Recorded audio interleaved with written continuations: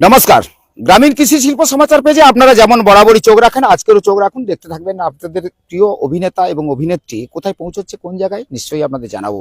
তবে হ্যাঁ, 2026 এই যে বিধানসভা নির্বাচন, সেই নির্বাচনের প্রাক্কালে বিভিন্ন জায়গায় ইতিমধ্যে আপনাদের দেখিয়েছি, বিভিন্ন সেলিব্রিটি থেকে শুরু করে একাধিক বিভিন্ন কর্মকর্তারা তারা পৌঁছেছেন।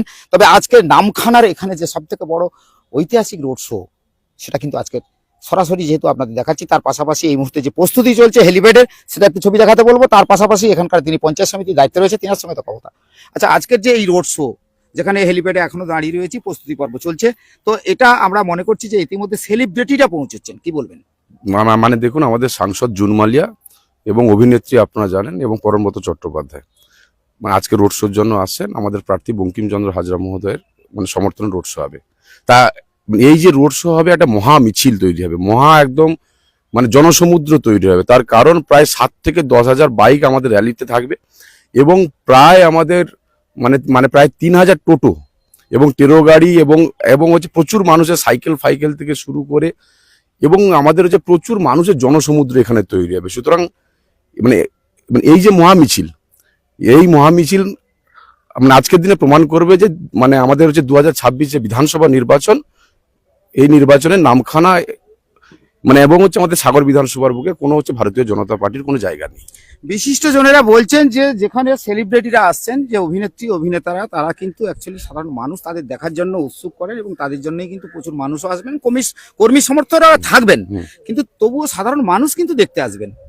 সাধারণ মানুষ তো অবশ্যই দেখতে আসবে এবং দেখবেন আমাদের সাংসদ মহোদয় জুন মালিয়াও আসেন মহোদয়। তো সুতরাং এটা একটা আমাদের রাজনৈতিক কর্মসূচি। আর সেখানে মামাটি মানুষের সরকার নেত্রী মমতা বন্দ্যোপাধ্যায় এবং সর্বোপরি আমাদের অভিভাবক অভিষেক বন্দ্যোপাধ্যায়ের নেতৃত্বে এই বাংলার বুক থেকে আগামী 2026 যে বিধানসভা নির্বাচন, চৌঠামে এই ভারতীয় জনতা পার্টি শূন্য পাবে। আপনার বিধানসভায় কি বলছেন, কি আশা? আমার বিধানসভায় মিনিমাম 50,000-এর বেশি ভোটে আমরা লিড করব।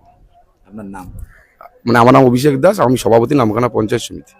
অর্থাৎ বোঝা গেল নামখানা পঞ্চায়েত সমিতির সভাপতি তিনি কিন্তু বললেন যে আমাদের তৃণমূল কংগ্রেসের যিনি এই মুহূর্তে যে নির্বাচিত প্রার্থী রয়েছেন বঙ্কিমচন্দ্র হাজরা, তিনি প্রচুর ভোটে লিড করবেন এবং সেক্ষেত্রে যেমন তার পাশাপাশি যে ইতিমধ্যে যে হেলিপ্যাডের কাজের প্রস্তুতি চলছে, সেটা কিন্তু আমরা দেখালাম যে এই জায়গাতে আসবেন যে অভিনেত্রী এবং সাংসদ জুন মালিয়া, তার পাশাপাশি পরমব্রত চট্টোপাধ্যায়, তিনি কিন্তু এই জায়গায় আসবেন।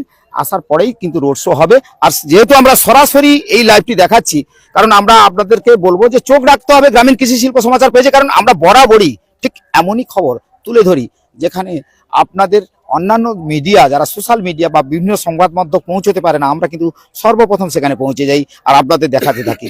আজকের রোড শো যে ঐতিহাসিক, যেখানে নামখানা পঞ্চায়েত সমিতির সভাপতি যে কথা বলেছেন, তো এই শো কেমন হয় নিশ্চয়ই আপনারা চোখ রাখবেন আর দেখতে থাকবেন। ইতিমধ্যে যে কাজ চলছে, তার যে হেলিপ্যাডের এবং তার প্রস্তুতিটা যেটা চলছে, দেখতে পাচ্ছেন পুলিশ প্রশাসনের পক্ষ থেকেও তারা কিন্তু ইতিমধ্যে এই জায়গায় পৌঁছে যাচ্ছে। একটু ঘুরিয়ে দেখাতে বলবো, তারা কিন্তু ধীরে ধীরে এই জায়গায় আসছে, কিন্তু আঁটোসাঁটো নিরাপত্তার ব্যবস্থা করা থাকবে। কারণ এই জায়গাতে এই কারণেই, কারণ যারা আসছেন একজন সংসদ এবং সেলিব্রিটি অভিনেতা অভিনেত্রী, যেহেতু সেক্ষেত্রে কিন্তু আঁটোসাঁটো নিরাপত্তার ব্যবস্থা কিন্তু থাকবে এই জায়গাতে।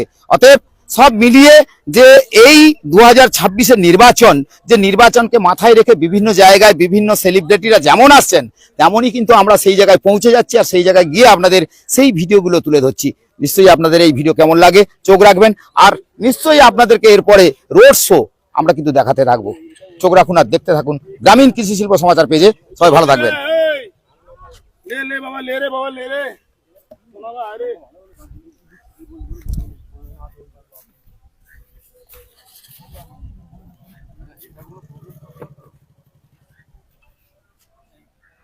Vale.